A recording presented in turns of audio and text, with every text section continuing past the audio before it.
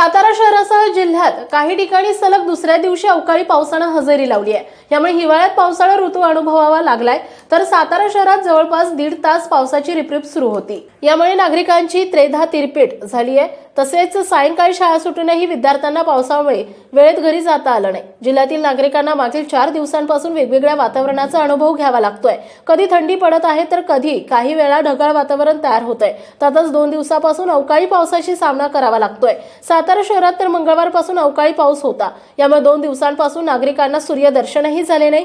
बुधवारी तर दुपारी 3 नंतर गडद ढगाळ वातावरण तयार झाले होते। 4च्या सुमारास शहरासह परिसरात पावसाला सुरुवात झाली। प्रथम काही भागात जोरदार सरी पडल्या, मात्र त्यानंतर रिपरिप सुरू झाली। सायंकाळी 5:30 वाजेपर्यंत अवकाळीचा पाऊस सुरू होता। या पावसामुळे बाजारपेठेत खरेदीसाठी गेलेल्या नागरिकांची चांगलीच धावपळ उडाली।